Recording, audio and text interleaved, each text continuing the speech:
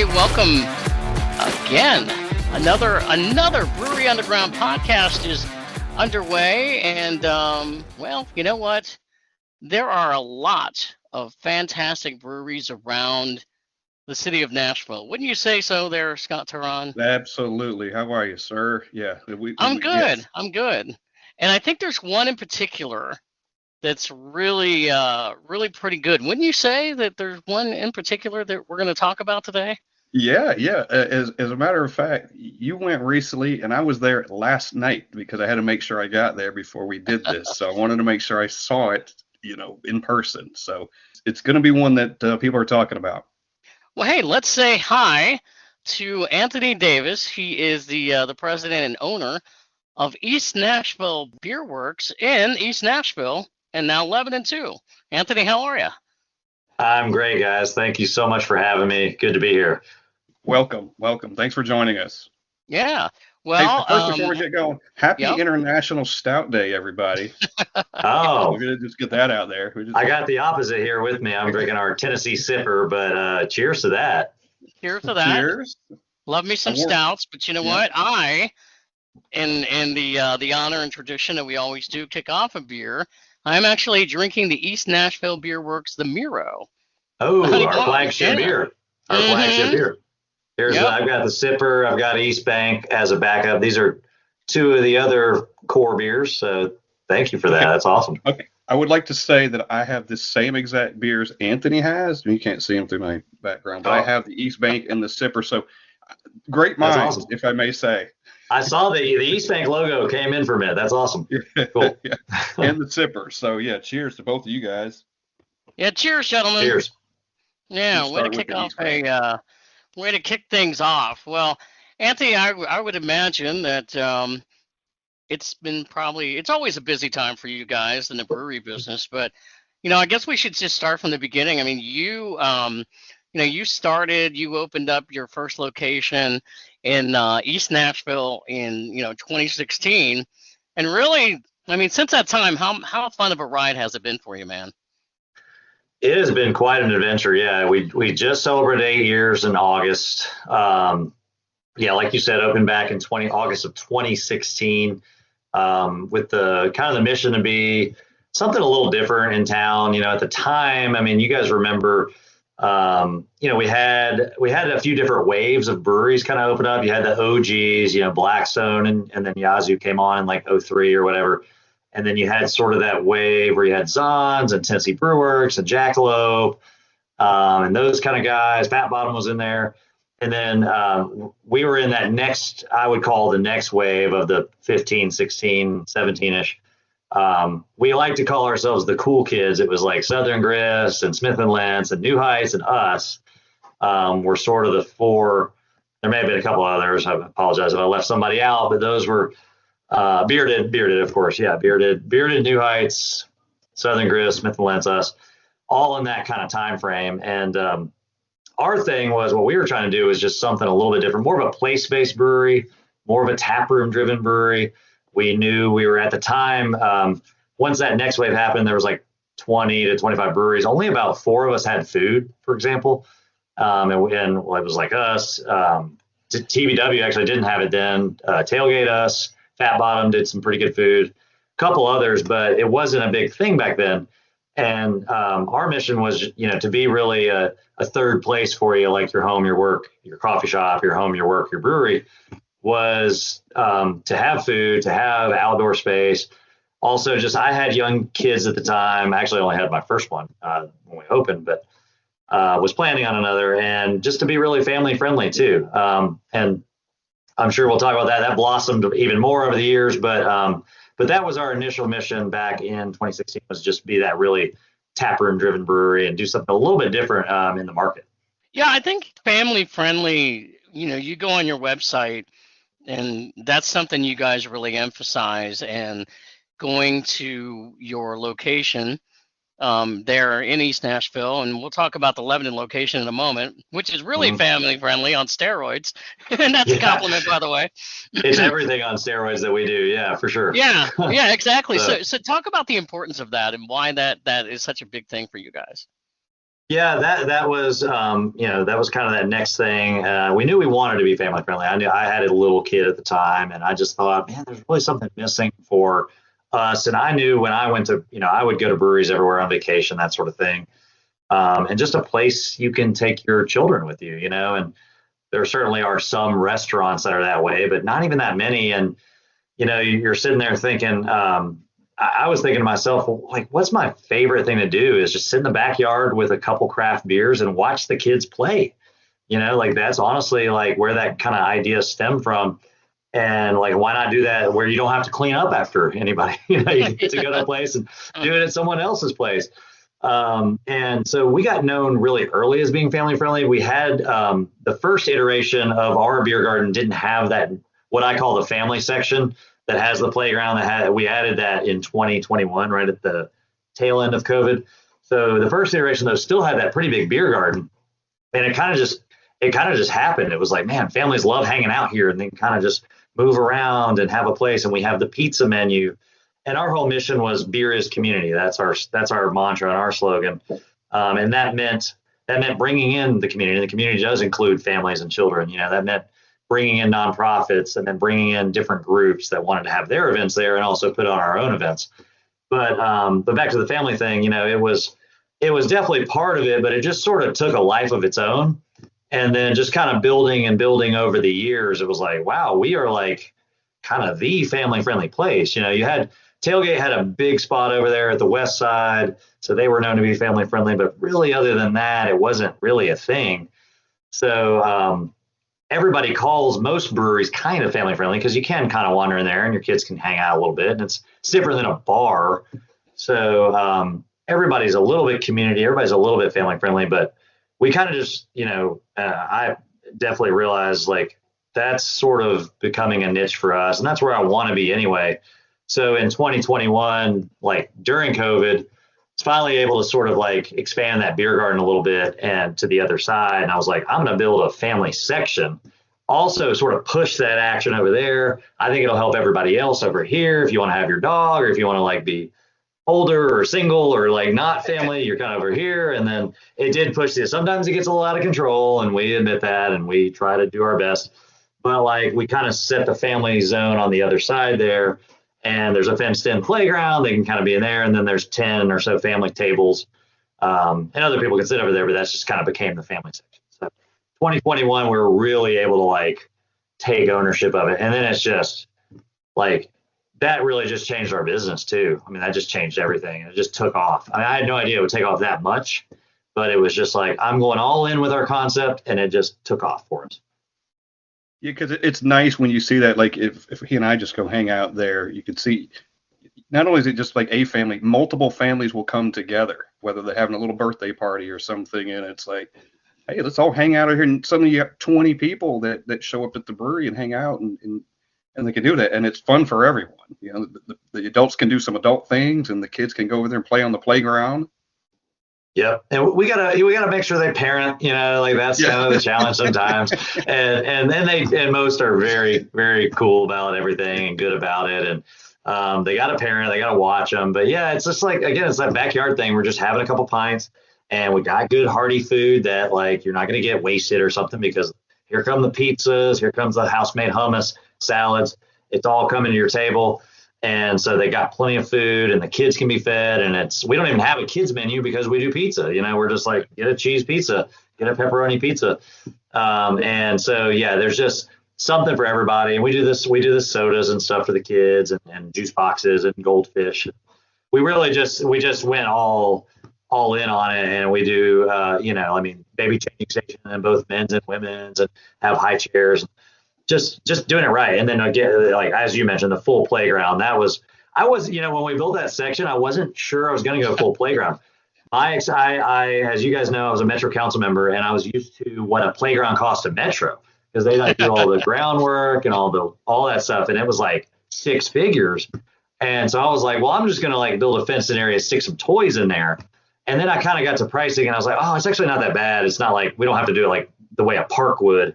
So it wasn't that bad. So I went and did the full playground, and yeah, it's become a gem. And like you said, people come in, multiple families will meet up, and all in all, it's a good vibe. We get a few people complaining about like they're too family friendly sometimes. It does happen.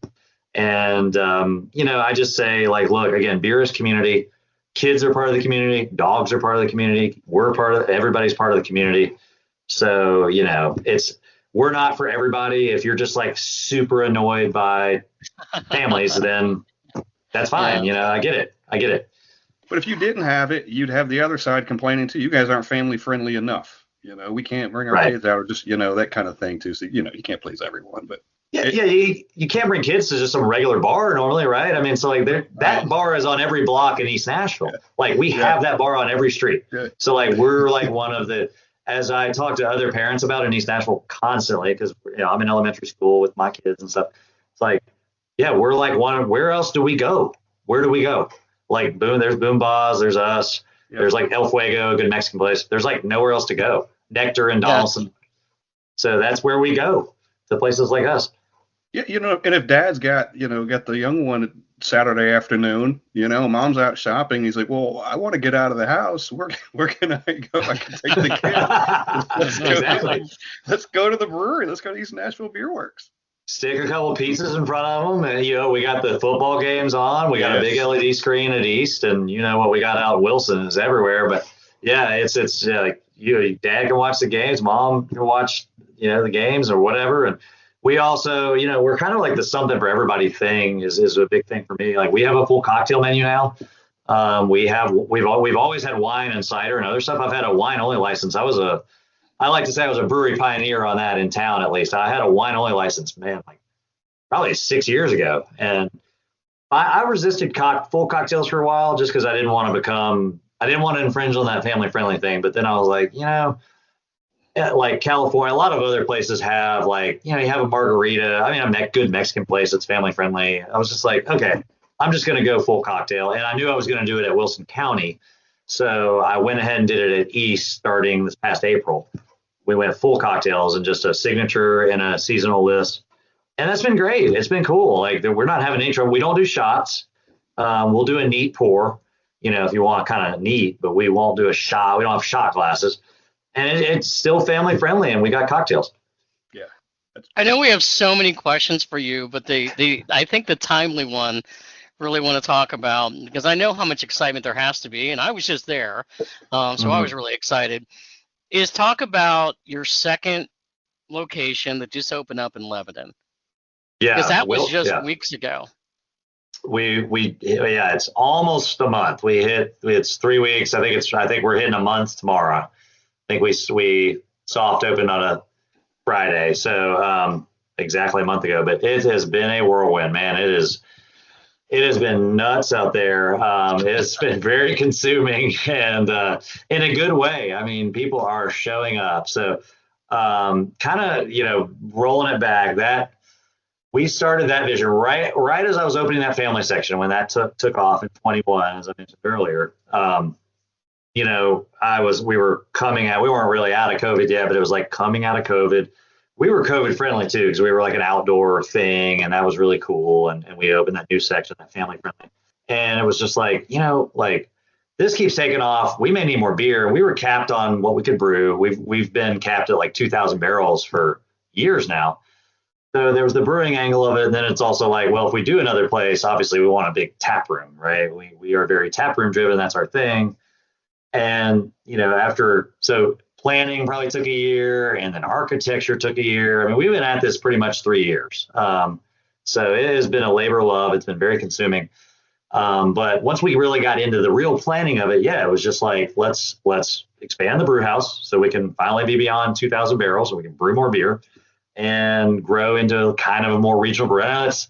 It's scary right now to become a regional brewery. Like that's what they say not to do. And so I don't know how I would have even done that now, but fast forwarding, but it's also like, our tap rooms are crushing. So like, we feel like we're cool because we got that, but let's try to grow distro as much as we can. So anyway, we got the brew house to expand beer. And on the other side, the tap room concept, which is what, most of you guys see and what the public feels, is like, let's just take the East Nashville Beer Works concept and, like you said, on steroids. That's what I would tell people for a year. I'm Texasizing, or I'm on doing East Nashville Beer Works on steroids. That's exactly what I would tell them, because we were building this 16,000 square foot building, and we're building this taproom side that it's not like it's eight. It's like probably 3,500, 4,000 feet of like usable space, and then plus a mezzanine up top that we can rent out, or you can go up there and hang. And then this huge beer garden, like just massive outdoor space, big covered patio. So taking our covered patio concept, expanding that into this big covered patio that we can heat up in the winter. And we've already got the tarps up for this winter. We're going to be heating it up. We can use that as good group space and event space, community space. And then this huge beer garden. And it just did everything bigger. The playground is bigger. We have a bigger beer garden. We actually were able to do a fenced-in dog area at this one. So we have a, quote, dog park. I want to talk about that with you if you don't mind, because when I got out there, about 1:00 in the afternoon on Sunday. I met a buddy of mine out there, and we were there just to hang out. He lives in Lebanon, so it was timely for him. And when I got there, I was like, oh my gosh, I mean, this place is absolutely packed. And it really was. I mean, there were people, parking down the street. And as you said, there's so many different places you can go in there to sit and drink beer. And I was up a little on the mezzanine, but I took some video and some pictures out there as well of the dogs running around with the kids and cornhole and everything that you had going on. And I'm like, this place is absolutely amazing. And of course, it was 80 degrees that day. I actually got to see the Titans win a game for once. That was cool too. It was, and I also got to say that I said this before we went on today. I got to meet one of your guys that also works there, John Blackwell. It was great to chat with him a little bit too. So my experience there was fantastic, and I think you guys have something there that is bar none around the Middle Tennessee area right now. Well, and that's something that's come up in conversation lately. It's like, I mean, the first goal was like, we really want to take over this 109 exit, and John Blackwell was actually really instrumental in that. He actually had that land. He brought in me and Nelson, the other partners, on that and doing the brewery there, that whole idea. I was looking in Mount Juliet at first, and Wilson County has very high income in the state. I think it's second only to Williamson now, as far as like income per capita. And Lebanon is one of the most growing cities. And it was just like, Mount Juliet doesn't have a brewery. It's crazy, but their zoning laws weren't really good for it. I think they finally have loosened those up a little bit.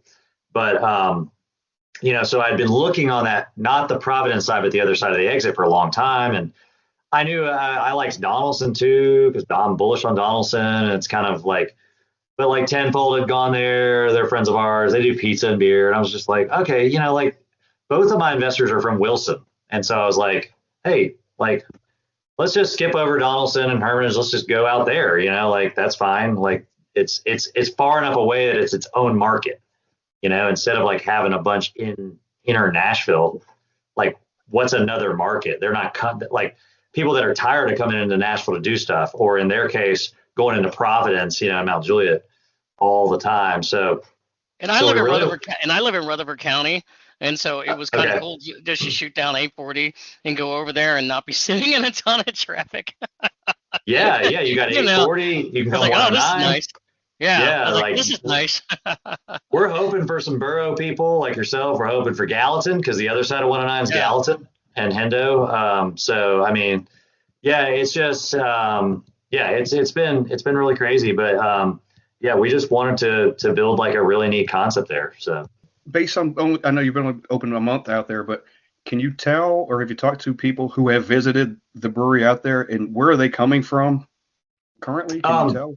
Yeah, I mean, we're getting a lot of locals, sure. I mean, a lot of Wilson County plates. And back to that, we knew that exit was going to blow up. So they got a Publix there. I mean, that's all the market research you need. That exit it's West Lebanon, so it's like we were in Lebanon, but it's on the border, we're close to Mount Juliet. There are some breweries in downtown Lebanon which are doing a good stuff, but they're like 15 minutes away from us. We're way back towards Mount Juliet in this West Lebanon area. So, we're getting from all over. I feel like we are getting a lot of Wilson County plates in the parking lot. But like yourself, Steve, I've seen a lot of, I've been talked to some Murfreesboro people. I talked to a Gallatin person Saturday when I was there. So they're coming up a little bit. There's even people coming from town. I mean, just because they've heard about it, they're just like, oh, I had to come out here and check it out. So, but it's definitely more local, but Wilson, but a lot of Mount Juliet for sure, and even people coming from downtown Lebanon. So we're here for it, man. We're just like it's been like I said, a whirlwind of a start. The weekends have just been bonkers. Our big, just like any opening, our biggest thing was like keeping up with food times, and the bar kept up pretty good. We didn't roll out cocktails at the beginning. We didn't have our liquor license anyway. I finally got that 2 days ago. So we have wine starting today and some RTDs for those of you that might want to come out and check it out, that your partner's not a beer drinker or whatever. If you're listening to this pod, you better be drinking beer. But if you've got the partner that wants to come out with, and we've got wine. Now we always have Disc and Cider. We got wine. We got RTDs, ready to drink cocktails. And we'll roll out our full cocktail program hopefully in the next couple weeks. So I did have your sour season, which was really good. And I also had, because, it is that time of the year, I had to have one of your pumpkin beers and had the It's a Pumpkin thing. So really enjoyed both of those beers out there that day. Nice. We're proud of that pumpkin. Yeah, it's our red ale, Fire of the Century. So we have a different base than a lot of people. It's a really good malty red, and then just throw in the usual pumpkin stuff. But yeah, we're not crazy about the whole pumpkin thing, but we will kowtow to the pumpkin lords and play the game. Tis the season, right? Yeah, absolutely. It's really good. I ended on that beer last night at the new location on that pumpkin one, and it was really it's a damn good pumpkin beer. You did well with it.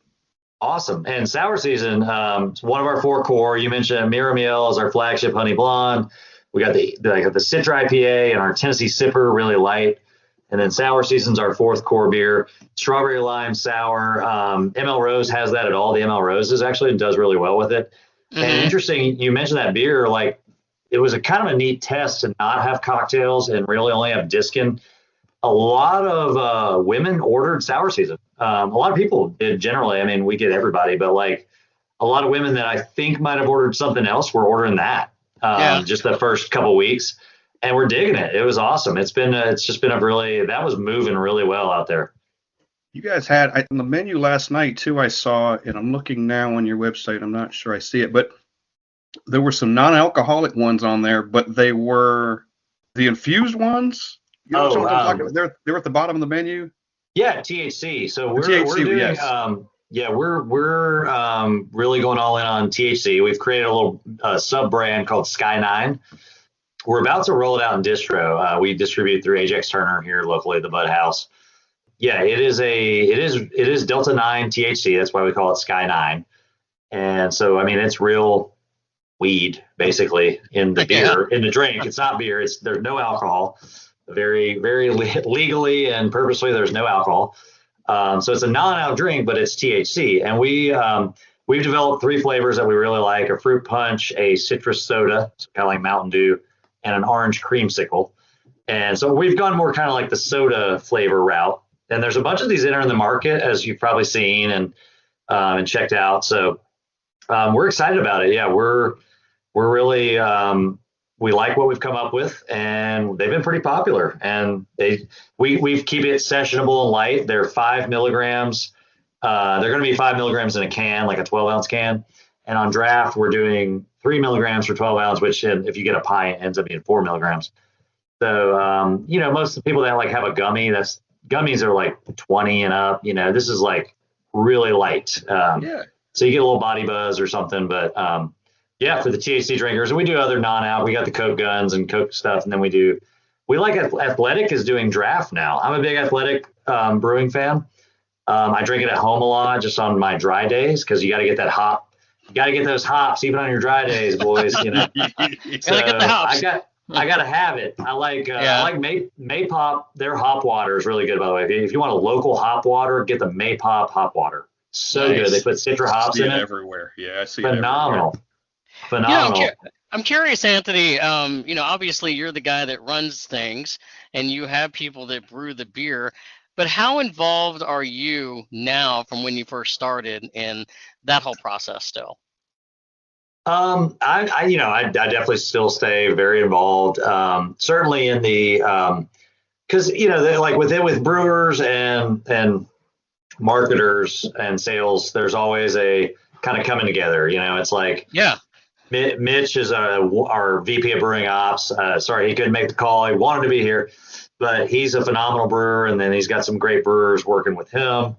And then there's myself, kind of on obviously the president, but like I do a lot of marketing and sales stuff, and then we have a sales guy, Jake, out there in the market. And like those have to come together. We're not the type of brewery that like just brews what we want, totally. I mean, we do brew what we want, but we like have to like understand what the market wants. It's always a good marriage of the two things. I think we all want to sell beer, right? That is our goal. So like, we want to brew great beers and great stuff, but also figure out what's going to sell, what's going to move. Otherwise it's a bummer for the restaurants and bars that are your customers. It's a bummer in your tap room if it's not moving. And just if the customer doesn't like it, what are you doing it for? So I think, I just, to answer your question, I stay involved in just the kind of like, as far as the brewing and stuff, just what are we doing this year? Are we and we revisit it every year. We're about to have that meeting coming up where Jake and Mitch and I will sit down, and it's just what's selling well out there. What are the trends? We look out west. We know the Southeast is a little behind the West usually.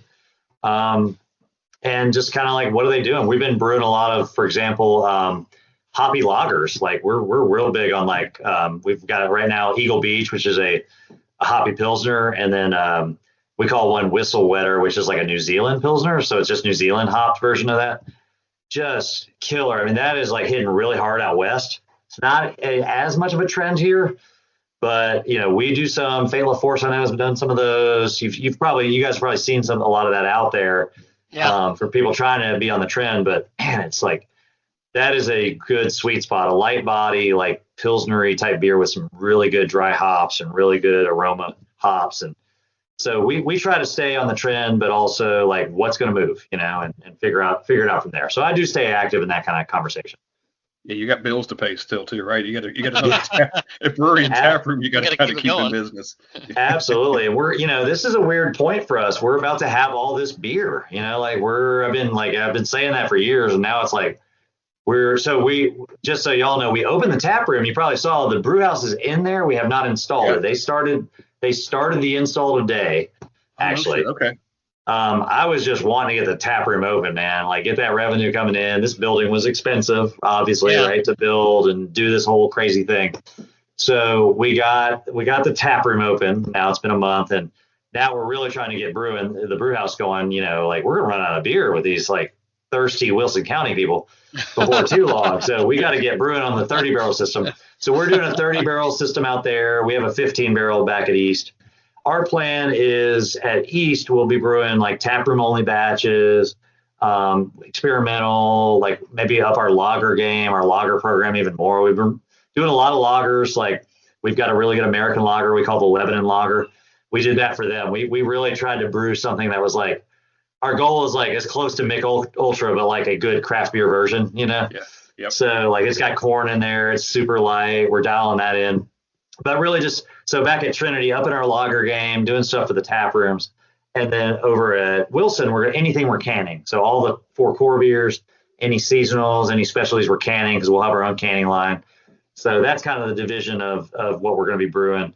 But yeah, we're trying to get that brew house up and running. So that's the next thing out there. And it is important to mention that you can get your cans at the Lebanon location, because I got some. Totally. Yeah. We totally. Got them for sale. We like built this nice. You saw the doors into the cooler. Really cool thing. And of course, at East you can get cans, and then at all our retailers. We're in a few Kroger's, but we're mainly we're in Trader Joe's. We're in all the turnip trucks, all the Whole Foods. And a lot of you are independents, so like Sinkers, Main Street. If you're Main Street. I in, was there today and that's where I got that from, Main Street. I love Main Street. oh, nice. Oh, Main Yeah. Street's awesome. Great partners of ours. Yeah. Actually, Aaron, the manager, is out in Wilson County. He hangs out there, so he lives out there and he hangs at our place. In Murfreesboro, I think it's Stones River. Like Portvue if you're in Hendersonville. So all of those kind of really good craft beer retailers. That's where we're at. So Yeah. So because you guys have been around now since 2016, I mean, we know, things change. Times are always changing, right? But do you feel like you all have changed much of your beer since when you opened? yeah, we have. Absolutely. We have. We've dialed in the stuff that we've done forever. We think we've, improved on Nero and East Bank and these beers over the years. We've gone to some cleaner yeasts. We've done some things that, we're dry hopping more, things that as those trends change, like when things got more aroma hops and like hazies took off, right? Obviously that sort of thing. Even a beer like East Bank, this is, now it's all hazy or West Coast, right? We kind of consider this in between, I guess, like an American IPA, but it is a like modern fruity floral hopped IPA. So we started dry hopping a lot more and just doing more aroma hops. But I mean, we definitely have evolved over the times. We certainly are looking at the trends, and just like Brew Willis is another example that's about to come out for winter here. We call it our winter IPA. Yeah. And by the way, for all your kind of audience, I'm a big accumulation IPA fan from New Belgium. In Belgium, And Brew Willis, like, to me, is the closest thing to that, what it used to be. I wrote them about this, but they changed it to a hazy, the accumulation last year, which offends me. Like, it's like it was such a good, like, straw yellow, really good winter IPA. And they called it a white IPA, but it wasn't Belgian yeast or anything. But anyway, so Brew Willis has kind of got that vibe going on. But all that Did you hear back from them? Did you hear back from them when you contacted them? Yeah, they gave me some like generic BS, response or whatever. Like, sorry, you don't like the new recipe kind of thing. It's just like, I mean, they did the same thing with friggin' Fat Tire a couple of years Fat Tire. I knew you were going to say that. Yes. How is Fat Tire a light beer and not an amber? How is accumulation not a straw yellow, straightforward IPA that's dry hopped and is amazing? Now it's a freaking hazy that sucks. Yeah. It's not even a good hazy. It just sucks. Yeah. So stuff like that kills me. If you want to do a variation of it, fine, but keep the main one, right? Keep the Fat Tire, keep the original, and do a spinoff. That's fine, but damn it, don't go do away with the original thing that got you there in the first place. Exactly. So, but yeah, back to your original question, we love like like I was telling you earlier, we try to see what's going on the West Coast and other areas and try to like bring it to Nashville. We were late to the game with hazies, but we're really like where we are now. Tropical Daydream, we think we have a really good kind of flagship hazy. We do like, session hazies and things like that. Brew Willis, we were early to the game on the brewed IPAs. And I know that's not as hot anymore, but we still really love where Brew Willis is. And now we just do it like as a specialty beer. It used to be year round for us, and we thought brutes were going to be crazy cool and like lasting. And like cold IPA, we actually didn't do a cold IPA. There's an argument that that's really just an IPL, or what's the difference kind of thing. Mitch and I joke about that all the time, how it's just kind of like marketing, like let's just call it an IPA but cold when it's just really an IPL, and IPL didn't sell well enough, so we call it cold IPA. Right. Some people think it's a failed lager. Sometimes I've heard that. Yeah, a failed lager. We hopped up this failed lager. Yeah. So no, we like doing hoppy lagers though, for sure, because the body and like purposely doing a lager that's just dry hopped, and really good. But yeah, so all that to say, we will we'll follow like trends sometimes, and we'll try to like jump ahead if we can. We'll try to again see what others are doing out west and see if we can be ahead and do something cool in this market, do our version of it, the East Nashville Beer Works version of it. So how much do you think about, like, you may be just sitting at home watching, I don't know if you're a Seinfeld guy, I know Scott is, I am, you might be sitting around watching like a Seinfeld episode, and all of a sudden, I got an idea for a beer. Mm-hmm. Does that ever happen to you? I mean, we funny you mentioned Seinfeld. We have a beer called the Grievance that we do at Festivus every year. Yes, love it. The the airing of the grievances. What's that beer like? It is a stout that we put chocolate and cinnamon in. So it's just a holiday kind of stout. And yeah, every year we were having, and we are not doing this year, and I'll tell you why in a second, but we were doing a Festivus party. And I actually started that early on. We were one of the only Festivus parties in town because I was like, let's do something for locals. I'm from Nashville, and a lot of these people now, they leave town for Christmas, right? They go home, and I was like, let's do something for everybody who's left. And we would have feats of strength. I would do a push-up contest. I would do all kinds of fun stuff, and we would do an airing of your grievances. We would just have chalkboards where you could write on them. It wasn't like standing in a circle like George's dad, but we would have chalkboards where you could do the airing of the grievances. So anyway, I got a lot of problems with you people. Yeah, exactly, for sure. But yeah, we would do feats of strength. We would have a lot of fun with it. But to your point, yes, I mean, no, we get beer ideas all the time. I mean, I'll be just kind of surfing, articles and things like that. And Mitch and Seth and Alec are our brewers, and they are also once a year we kind of come up with like between both the brewers and like me and Jake, the salespeople, and anyone else that wants to jump in, Chris, our cellarman, like I asked them to give me 5 like kind of different ideas of something we haven't done. And then all of a sudden we have a list of 25 ideas. So we do that once a year. And yeah, like, and then we kind of approach things with a baseball metaphor in that we'll brew it. We might brew something. And so that's in like single A, it's going to be like taproom only, right? Mm-hmm. And then it's like, oh, we're going to send a little bit to distro this next time. That's double A. Triple A is like, this is becoming a seasonal, right? It's triple A. And then like major leagues is like, it's a core beer. It's that good. It's going to take over a core beer. So you're on the right podcast because we're baseball guys. Oh, nice. Cool. So yeah, we kind of approach our like graduating beers in that manner. So, well, some of your beer names are cool because they're associated with not only just East Nashville, but kind of Tennessee as a whole. You've got Woodland Street, I guess Sultana Ave, which is a new one for me last night. You're kind of keeping some of the beer names local for the local geography, if you will. Yeah, absolutely. That is very purposeful. And that started in the beginning. We had Cumberland Punch, which was Cumberland River. Miro Miel is actually the Spanish name called Nashville, the Miro District, and the Miel is Spanish for honey. So it was like the Nashville honey. Tennessee Sipper, of course. East Bank, like now East, we were ahead on the East Bank thing. The East Bank is like a thing now, right? With that big project they're doing. Oh yeah, we've been calling it that since 2016, but yeah, like we love the local angle. Tennessee, we do our Tennessee Pilsner is actually really good.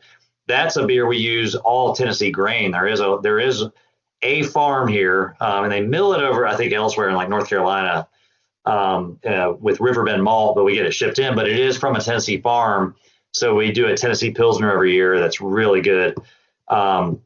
So yeah, we, like you said, we're always trying to tie in. That's part of that beers community thing, man. That's like just tying into the local. Yeah. And that started from the beginning. I was a city council member. That's why we named it East Nashville Beer Works, just to be like ingrained in the community. And it was just like, that was I was back and forth on that. I've had distributors be like, you're limiting yourself, you're calling it that. And I'll always say, have you heard of Brooklyn? Yeah, really. Brooklyn Brewery, nobody questions that, do they? That's a neighborhood. Brooklyn's a neighborhood, guys. Or have you heard of Something Creek? Or like, I'm like, how everybody, I don't know why people ask me that. I think there's a little bit of like kind of, East Nashville's run down kind of like mentality. That's first of all wrong. And second of all, like, it is wrong. Like, I mean, you don't say that about Brooklyn. Why would you say it about East Nashville? You know what I mean? Like, it's just a weird thing to say. But I've gotten it a lot over the years. Like, why, like people, when we were opening Wilson, you going to call it East Nashville Beer Works? Yeah. Like, we're a regional brewery now. We're going to call it the Wilson County Taproom. Yes. We're going to have, I've got good branding. So like East Nashville Beer Works, Wilson County, or we've done an EMBW Wilco, which is kind of a kitschy, cool thing. But yeah, like, we're all in on that local thing. We're all in on that neighborhood, community thing. So that's the naming the beers, the naming of the brewery, the beers community. That all does tie together. Yeah. You mentioned obviously you were a Metro Nashville City Councilman, I believe, if I've got this right, from 2011 to 2019. Is that right? That's it. Yeah. Okay. 8 years, 2 terms. Yeah. So during the time you're a Metro City Councilman, you're also opening up a brewery. Yes. Yeah. I was. That was. I'll let you take it from there. 2015. It was a crazy time. 15 and 16 were really wild for me because that summer of 15, I'll always say, is like the hardest summer. I might be topped now by the Wilco stuff, but I had sold my web design company. I was working for I ran a company called iDesign in East Nashville, working for the company that bought that company, serving on council, running for council. I had to run a whole campaign that summer in 15 while I was serving, and also trying to get the brewery off the ground so that I could leave the other company that had bought iDesign and get the brewery going as my dream, So that was crazy. So yeah, it was a wild time. When did you start getting the idea that you wanted to open up a brewery? That's a great question. I was way into craft beer during that whole early teens era. And my craft beer journey started, I used to go to Saucer back in the early 2000s. I got out of college in 2002. My craft beer, I was, playing beer pong and drinking, champagne and beers, High Life or whatever, like everybody else. And then started going to breweries, started going to the Saucer, mainly started seeing Yazoo in bottles around town, at networking events. I was like, oh, that's cool. We got some breweries. And, but fast forward really around 2011, when I was running for office, actually, I would go to Village Pub all the time, which was a really cool spot over here in Inglewood. Still is a cool spot in Inglewood. Have the Sweetwater IPAs. They had the pretzels and beer cheese. Loved that spot. And then that same year, Blackstone, if you remember, they had the pub. They moved over to Charlotte and started bottling. I really loved what they were doing. I was like, oh, it's not just Yazoo now. Blackstone's packaging. This is really cool. Because not many people, I think the other breweries in that wave were mainly just draft at that point. Blackstone starts bottling. And I'm just like, man, I was just started being obsessed with craft beer. Every vacation was breweries, all that. And then I was so a couple of more years go by. I'm serving on council and all that, running iDesign, running the web design shop. And I was just like, man, I really just I'm ready to move on from agency life as far as it was a web design marketing kind of agency. I love marketing. I really just want to market my own products and do something I'm passionate about, which I was craft beer is what I'm most passionate about right now. And I was just so start a brewery, and then you start just coming up with the ideas about how we're going to be different and doing what we're doing. So that's kind of where it started. And by then, yes, there were several other breweries, obviously, right? By 2015, really 15 was the full ideation of it and all that stuff. And then 16 was when we finally opened. That was part 1 of our episode with Anthony Davis from East Nashville Beer Works. Part 2 is coming next week. Stay tuned. It gets even better. He's a great interview, and we have a lot more to talk about. Cheers.